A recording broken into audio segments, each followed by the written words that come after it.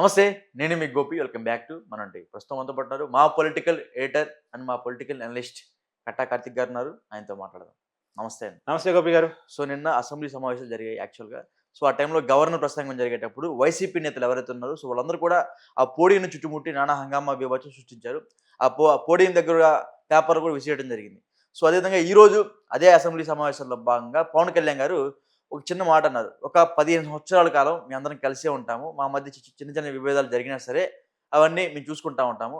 మిమ్మల్ని మాత్రం అధికారంలోకి రానిచ్చే ప్రసక్తి లేదు. ఎందుకంటే మీరు సభను అవమానించారు కాబట్టి అన్నట్టుగైతే ఆయన మాట్లాడడం జరిగింది. అదేవిధంగా నిన్న ప్రెస్ మీట్‌లో జర్మనీ ఎళ్ళండి మీకు ప్రధాన ప్రతిపక్ష హోదా కావాలంటే అన్నట్టుగా అయితే పవన్ కళ్యాణ్ గారు మాట్లాడడం జరిగింది. సో, దీన్ని మీరు ఏ విధంగా చూస్తారు? మరొకసారి పవన్ కళ్యాణ్ గారు అసెంబ్లీ సాక్షిగా చాలా ఘాటైన వ్యాఖ్యలు చేశారు. మరొకసారి అని ఎందుకు అంటున్నా అంటే ఇవేం కొత్త వ్యాఖ్యలు కాదు. కూటమి 15 సంవత్సరాల పాటు కలిసి ఉంటుంది. ఇది గత కొంతకాలంగా ఇప్పటికే 3, 4 సార్లు చెప్పారు. అసెంబ్లీ సాక్షిగా కూడా చెప్పారు. ఇంకొక 10 సంవత్సరాల పాటు చంద్రబాబు నాయుడు గారే ఈ రాష్ట్రానికి ముఖ్యమంత్రిగా ఉంటారు. కూటమి కలిసే ఉంటుంది. మా మధ్య ఎన్ని పొరపాచ్యాలు వచ్చినా సరే అవి మా ఇంటి సమస్యలు మేము తీర్చుకుంటాం. ఇవి మేము మా కోసం కలిసి ఉండట్లేదు, రాష్ట్రం కోసం కలిసి ఉంటున్నాం. మా మధ్య వచ్చే విభేదాల కోసం మేము కూటమిని ఏమి విడదయ్యం. మేము మా మధ్య వచ్చే ఎన్ని పొరపక్షాలున్నా సర్దుకొని పోయి కూటమిగా కలిసి ఉండి రాష్ట్రాన్ని నాశనం చేసిన, నిన్న గవర్నర్ గారిని అవమానించిన రాజకీయ పార్టీని అంటే వైసీపీని మళ్ళా తిరిగి అధికారంలోకి రానివ్వం. జగన్మోహన్ రెడ్డిని మళ్ళీ ముఖ్యమంత్రి కానివ్వం. ఓకే. క్లియర్గా పవన్ కళ్యాణ్ గారు చెప్పిన మాట ఇది. హ్మ్. ఇది మాత్రమే కాదు, నిన్నటి వ్యాఖ్యలు కూడా చెప్పావు, మళ్ళీ ఇవాళ కూడా అదే మాట చెప్పారు. హ్మ్. నిజానికి వైసీపీకి ప్రతిపక్ష హోదా ఇవ్వంది ప్రజలు. అవును. వాళ్ళకి 11 సీట్లు మాత్రమే ఇచ్చారు. ఈ విషయాన్ని నేను డే 1 నుంచి చెప్తున్నాను. పవన్ కళ్యాణ్ గారు నిన్న నుంచి ఈ విషయాన్ని చెప్తా ఉన్నాను. ఎందుకంటే 2014 67 సీట్లతోటి వైసీపీకి ప్రతిపక్ష హోదా జగన్మోహన్ రెడ్డి గారికి వచ్చిందంటే కారణం ప్రజలు ఇచ్చిన సీట్లు. జగన్ 2019లో ముఖ్యమంత్రి కాగలిగారంటే ప్రజలు ఇచ్చిన 151 సీట్లు కారణం. మొన్న ప్రతిపక్ష హోదా రాకుండా ముఖ్యమంత్రి పదవి పోవటానికి కారణం ప్రజలు 11 సీట్లు మాత్రమే ఇవ్వటం. అంటే అంతిమంగా ప్రజలే నిర్ణేతలు ప్రజాస్వామ్య పద్ధతులు. ప్రజలు ఇవ్వని హోదాని, ప్రజలు ఇవ్వని అవకాశాన్ని అడగటం అనైతికం, అవివేకం, అసంబద్ధం. మరి జగన్మోహన్ రెడ్డి గారు ఎందుకు అడుగుతున్నారో నాకు తెలియదు. అందుకనే అదే విషయాన్ని పవన్ కళ్యాణ్ గారు ప్రస్తావిస్తున్నారు. నా పార్టీ కంటే ఇప్పుడు యాక్చువల్గా వైసీపీ అనేది సెకండ్ లార్జెస్ట్ పార్టీ కూడా కాదు, third largest party. First TDP పెద్ద పార్టీ, తర్వాత జనసేన 21 స్థానాలతో సెకండ్ లార్జెస్ట్ పార్టీ, మూడో పార్టీ 11 స్థానాలతో వైసీపీ. కాబట్టి 1, 2, 3 పొజిషన్లో ఉన్న రాజకీయ పార్టీ ఇవాళ ప్రతిపక్ష హోదా ఎట్లా అడుగుతుంది?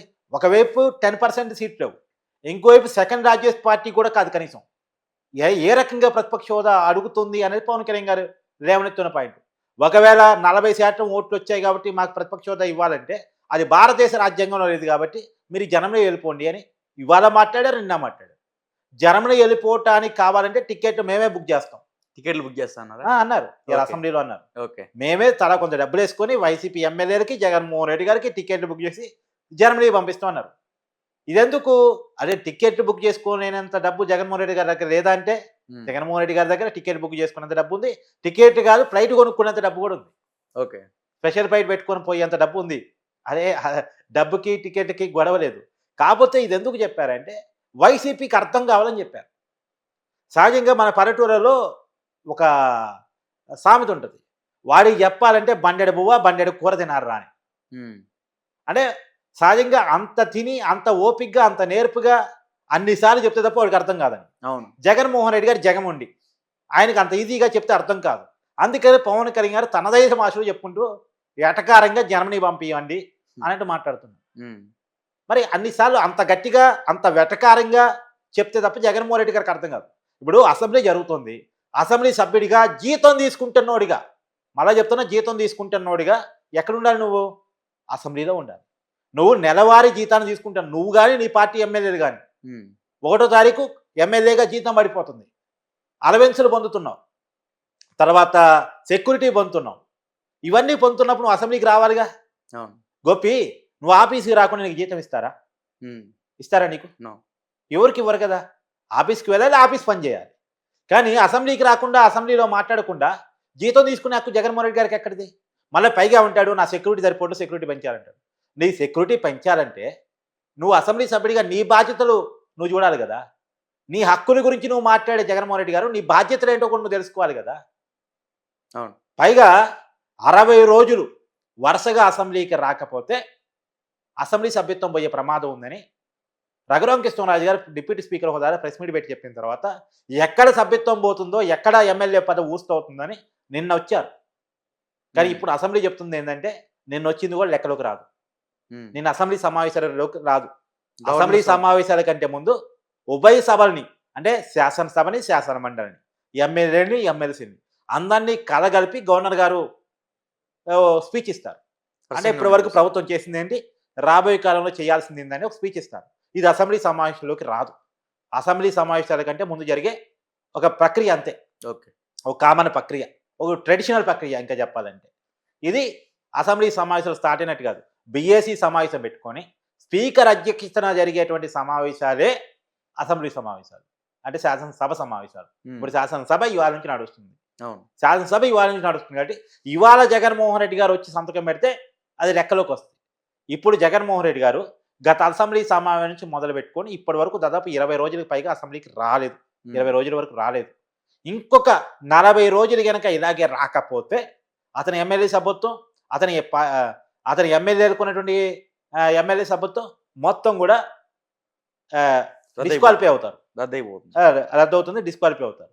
కాబట్టి అప్పుడు ఆ నియోజకవర్గాల్లో ఉప ఎన్నికలు వస్తాయి. అంటే ఎలక్షన్ కమిషన్ వాళ్ళు డిస్క్వాలిఫై అయినటువంటి 6 నెలల లోపల ఆ నియోజకవర్గాల్లో ఎన్నికలు జరిపితే అప్పుడు ఎవరు గెలుస్తారో చూడాలి.